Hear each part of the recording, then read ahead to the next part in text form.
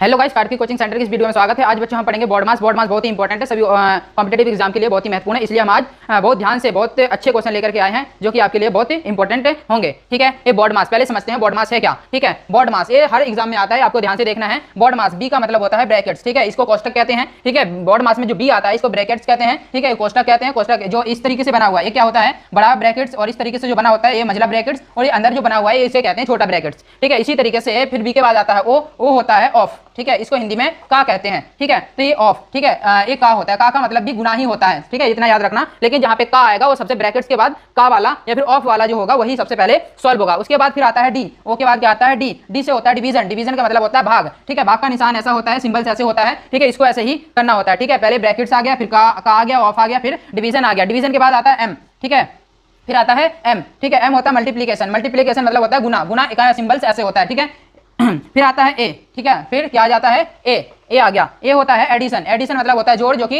इसको प्लस भी कहते हैं। इस तरीके से इसका सिंबल्स होता है। ठीक है, फिर आता है एस। एस होता है सब्ट्रैक्शन। क्या होता है, एस होता है सब्ट्रैक्शन, जिसको घटाना कहते हैं, और इसका सिंबल्स कैसे होता है, इस तरीके से होता है। ठीक है, इसको माइनस भी कहते हैं, इसको प्लस भी कहते हैं, और सब्ट्रैक्शन भी माइनस को ही कहते हैं। ठीक है, मैं आशा करता हूं कि आपको बहुत अच्छे समझ में आ गया होगा। बस आपको याद रखना है कि सबसे पहले जो ब्रैकेट्स होगा, ब्रैकेट्स या छोटा, सबसे पहले छोटा ब्रैकेट्स, उसके बाद ये वाला जो मंझला ब्रैकेट्स, उसके बाद ये सबसे बड़ा ब्रैकेट्स, इसको सॉल्व किया जाता है। इसके बाद जहां पे ऑफ होगा या का होगा उसको सॉल्व किया जाएगा। उसके बाद फिर डिवीजन आ जाएगा। ठीक है, फिर मल्टीप्लीकेशन आ जाएगा, फिर एडिशन आ जाएगा, फिर सब्ट्रैक्शन आ जाएगा। जिस तरीके से यहाँ पे एक उदाहरण दे रखा है। ठीक है, इसको भी ऐसे करना है। देखते हैं इसको। सबसे पहले क्या करेंगे, ये बिल्कुल साधारण सा है, तो इसको क्या करेंगे, पहले हम इसको माइनस करेंगे। ठीक है, तीन दोनों को करेंगे तो कितना आ जाएगा, सत्तू सत्तू 49। कितना आ जाएगा, 49 आ जाएगा, और 4 चौक 16। ठीक है, तो पहले क्या करेंगे, सत्तू सत्तू 49, 249 लिख दिया, एक लाइन डालेंगे, और 4 चौक 16 माइनस 16 लिख देंगे, और 7 चौक 28, इस तरीके से 28 लिख देंगे। ठीक है, और बराबर इधर क्या लिख देंगे, 5/28। ठीक है, प्लस क्या लिख देंगे, जो क्वेश्चन मार्क है क्वेश्चन मार्क ही लिख देंगे। इसमें से हम इसको माइनस करेंगे तो कितना आएगा, ये आ जाएगा 3 आ जाएगा, और इसमें से हम माइनस करेंगे तो कितना आएगा, ये भी हमारा 3 आ जाएगा।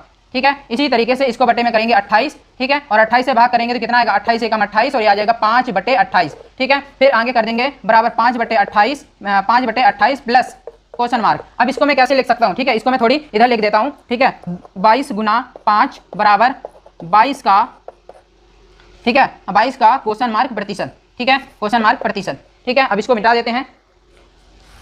ठीक है, इसी को नीचे करते हैं। अब इसको सॉल्व करा तो ऐसे आ गया। ठीक है, 1 सही 5/28 आएगा। तो मैं इसको कैसे लिख सकता हूँ, 1 प्लस 5/28। ठीक है, बराबर 5/28 प्लस क्वेश्चन मार्क। ठीक है, ये 28 इधर आएगा तो क्या होगा, 1 प्लस 5/28, ये आ जाएगा माइनस 5/28, बराबर कितना हो जाएगा, ए हो जाएगा हमारा क्वेश्चन मार्क। ठीक है, क्योंकि ये 28 5/28 इधर आके माइनस हो गई। ये दोनों, ये प्लस है और ये माइनस है, दोनों कट गया। एक बराबर